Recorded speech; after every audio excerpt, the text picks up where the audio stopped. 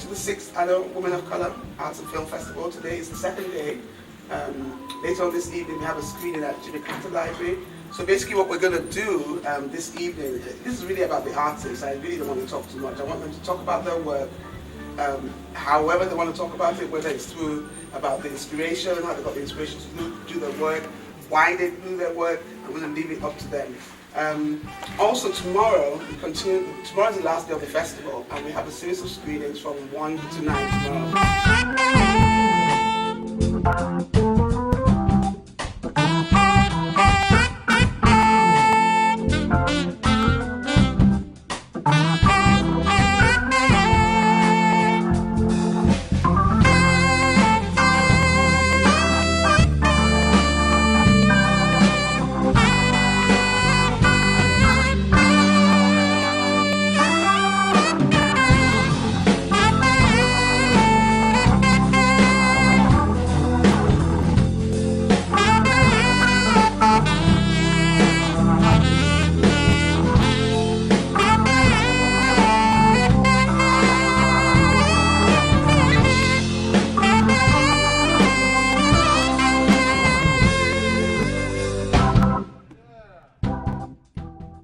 Hello everyone, again my name is Erica Blackett and I am the artist.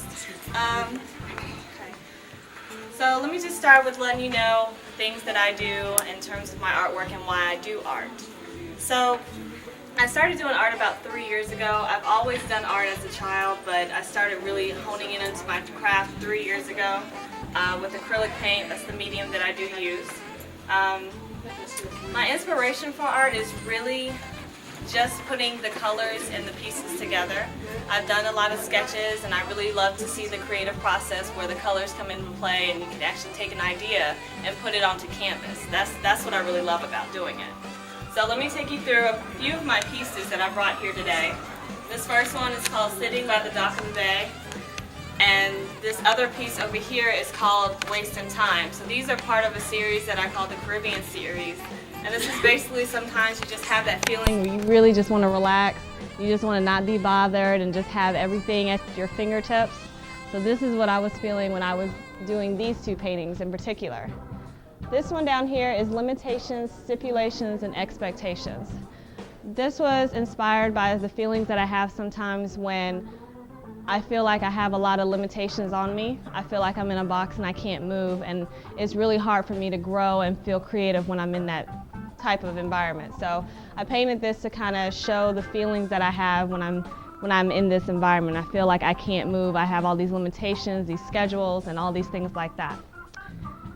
The next piece that I have is Formality. This is a pretty new piece. This was done about a few weeks ago, actually. And this is just something that was, it was really different to me. I saw the first top of this piece at a hotel, and it was actually an apple image at the very bottom. So I decided to take the piece and kind of make it my own and design a chandelier with a woman under it, just to show the beauty of women and the light and how it creates that atmosphere that women can feel comfortable under any setting, under any lighting. So the title of the piece is again Formality, and I describe it as Let Your Light Shine in Any Setting. The last piece that I have here is Miss Kitty. This is one of the favorites by a lot of the people who see my artwork, and it's very sexual to some people, but to me it's just the inner beauty that women have, the feeling of being comfortable in your own skin, and sometimes you just want to do your hair and just lay there and just enjoy yourself. So this is Miss Kitty, Release Your Inner Purdy. And this is one that's very special and dear to me because a lot of women can relate to that. And as you can see with a lot of my artwork, I don't show faces, and I think that's very particular of my style because I want viewers to see themselves in all the paintings. I don't want to make it too specific. I want people to feel that they can address and they can feel what I'm feeling.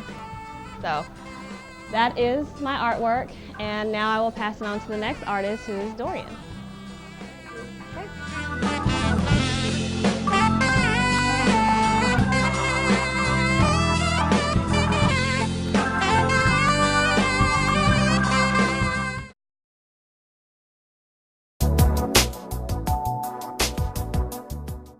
School, an Atlanta native, And I have been really doing art. Started off with drawings at the age of 14, and I participated in the City of Atlanta art school program, which introduced me to different art forms, including clay, sculptures, and I actually won first place prize for a piece that I did there when I was 14, so that was very exciting. In 2006 is when I got into some of my major works that you see here, including this piece, and I started working in acrylics, paintings, oil paintings, and sculpture. A couple of my pieces that I have here, this is Black Woman's Sister, and I want to read what I have on this piece so you can kind of get an understanding of how I see Black women.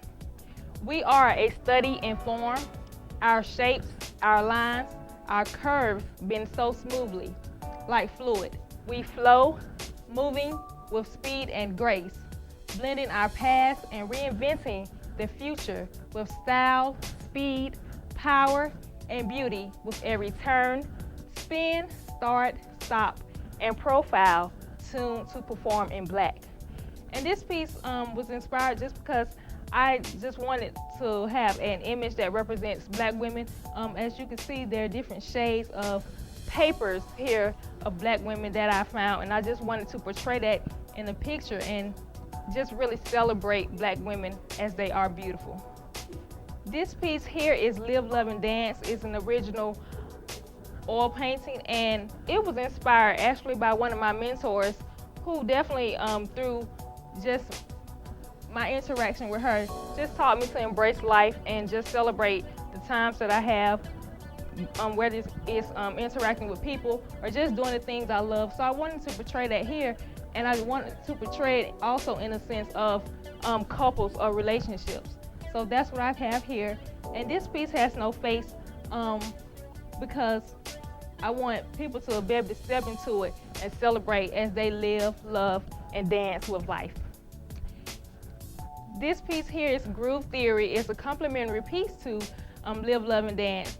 And I'm a big music fan, and I just wanted definitely music to be portrayed in some of my art. And I just wanted also with this piece just for people to feel the fluid and movement within the piece, and just again make this connection with, if you live, love, and dance, you can groove with life, groove with love, groove with dance, and just really just celebrate music in this form. And then my other piece here is African Motherhood, and it's a sculpture that was made from plaster.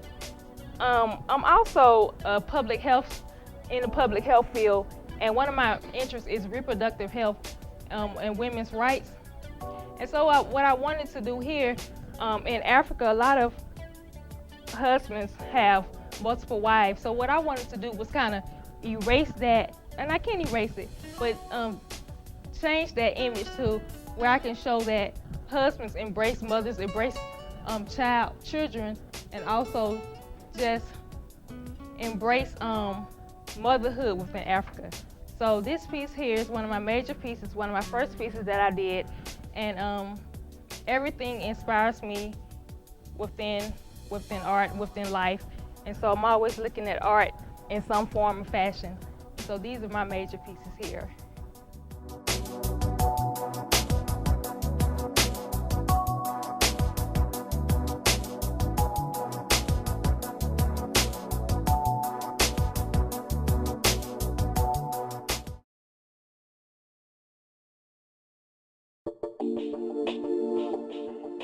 I am Lammine-Hanson. Most people call me Lammy. The artwork that I am exhibiting here is actually some are from the Thought series, and most of my work actually is of women feeling and thinking. If you can tell, I rarely do hair because I feel that, not that I don't love hair, but it's just that it doesn't quantify the amazing things that make a woman. So what I did here was that I changed the hair and I turned them into thoughts, and beautiful thoughts. This one is called Ambivalence Becomes Her, and it's kind of sad in one way, but it's, you know, it's one of those things that, you know, most women actually go through. But it's just the idea that this woman was told she was pregnant. And the doctor said to her, I know you're ambivalent right now, so I know you got a lot of thoughts going on. And that is actually what she's trying to figure out what's going on in her head. She's made on recycled tarp, and on the other side is actually other images of my artwork that was printed on the back.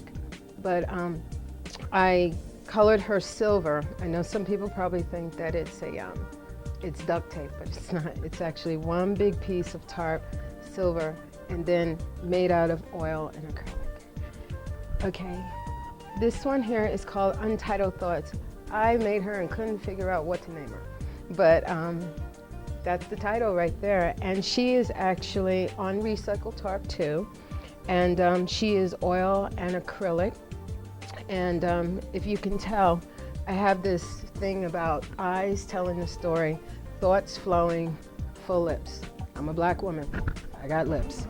But, and I think that's one of our beautiful things about us, is that we, it's just one of the things that we are naturally born with, that gift. We don't have to plump it, it's there.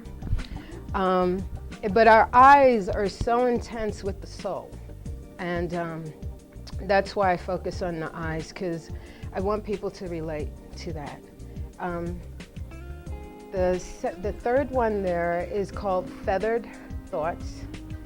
And she was actually created in the Thought series as well. But she's also, I think I finished her in 2010 in January for the show that I did in New Orleans for the Thought series. And this way, the one thing I kind of like is the real retro afro.